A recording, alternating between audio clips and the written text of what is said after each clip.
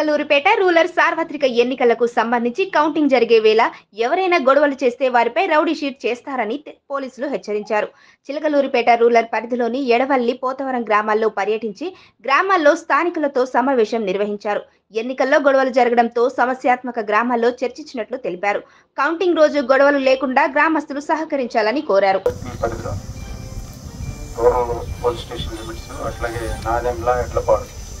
మూడు police station లిమిట్స్లో కూడా ఎలక్షన్స్ ప్రశాంతంగా జరిగినాయి. ఎక్కడ కూడా గొడవలు జరగటం కానీ కేసులు ఎక్కువ రిజిస్టర్ చేయటం కూడా లేదు. ఒక కావూరులో చిన్న ఇన్సిడెంట్ అయింది, దాని కేసులు రిజిస్టర్ చేసాం, 2 కేసులు రిజిస్టర్ చేసాం. కేసులు రిజిస్టర్ చేయటం వల్ల వాళ్ళందరూ కూడా ఇబ్బంది పడుతున్నారు. వాళ్ళు ఒక 15 మంది, వీళ్ళు ఒక 15 మంది పోలీస్ స్టేషన్ చుట్టూ తిరగాల, బైండ్ ఓవర్లు చేయాలా, ఎంఆర్ఓ గారి దగ్గర ప్రొడ్యూస్ చేయాలా. వాళ్ళందరూ ఎక్కడెక్కడి నుంచి హైదరాబాద్ నుంచి వచ్చిన వాళ్ళు కూడా కేసుల్లో ఉన్నారు, ఎస్సీ ఎస్టీ కేసులు. ఇది ప్రశాంతంగా జరిగిపోయింది. ఆఖరిలో గొడవ పెట్టుకొని కేసు పెట్టుకున్నారు. అట్లాంటిది ఈ సమస్యాత్మక గ్రామాల్లో అన్నింటిలో కూడా కెమెరాలు అవి పెట్టాము, మేము ఫ్లాగ్ మార్చ్ చేసాము, బిఎస్ఎఫ్ వాళ్ళని తీసుకొచ్చి తిరిగాము, మీటింగులు పెట్టాము. అందువలన అన్నీ కూడా ప్రశాంతంగా జరిగినాయి. ఎడవల్లిలో కూడా మీటింగులు అవి పెట్టాము. ఇక్కడ కూడా ఎటువంటి గొడవ లేకుండా అందరూ సహకరించారు. ఎవరు ఓటు వాళ్ళు వేసుకున్నారు, ఏమి ఇబ్బంది లేకుండా అంతా ప్రశాంతంగా జరిగిపోయింది. ఇప్పుడు ఉండే పరిస్థితులు కూడా మీరు చూస్తున్నారు. జిల్లాలో మన చిలకలూరిపేట కాన్స్టిట్యున్సీలో ఎట్లా ఉన్నాయి, అట్లాగే నర్సరావుపేట కానీ, గురజాలు కానీ, మాచర్లు కానీ ఎట్లా ఉన్నాయని చూస్తున్నారు. ఎవ్వరు కూడా గ్రామాల్లో మనుషులు అనేది లేరు, ఇళ్ళకి తాళాలు వేసి వెళ్ళిపోయి ఉన్నారు. ఆ పరిస్థితులు ఇప్పుడు గ్రామాల్లో అన్ని కాన్స్టిట్యున్సీల్లో 144 సెక్షన్ ఉంది. 4 కన్నా ఎక్కువ గుంపులుగా తిరగటం అనేది కూడా ఎక్కడ చేయకూడదు. ఈ కౌంటింగ్ సందర్భంగా కౌంటింగ్ ఉంది కదా అని కౌంటింగ్ సెంటర్ ఎక్కడ ఉందో జేఎన్టీయూ నర్సరావుపేట దగ్గరికి అక్కడికి వెళ్ళినా కూడా అక్కడ వాళ్ళు 144 సెక్షన్ ఉందని వాళ్ళు అలౌ చేయరు.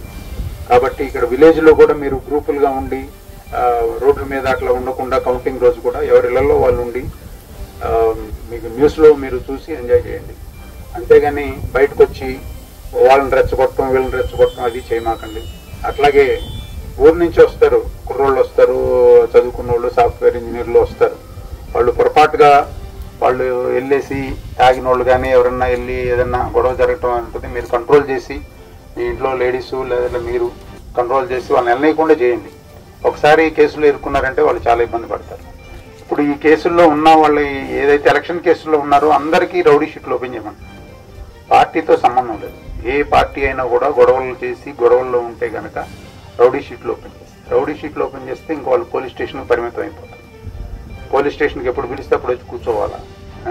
బైండ్ ఓవర్ చేస్తే ఎంఆర్ఓ గారి దగ్గర వెళ్ళి ప్రొడ్యూస్ చేస్తే 2 లక్షలు, మళ్ళీ గొడవల్లోకి వెళ్తే 2 లక్షలు వాళ్ళు కట్టించుకుంటారు.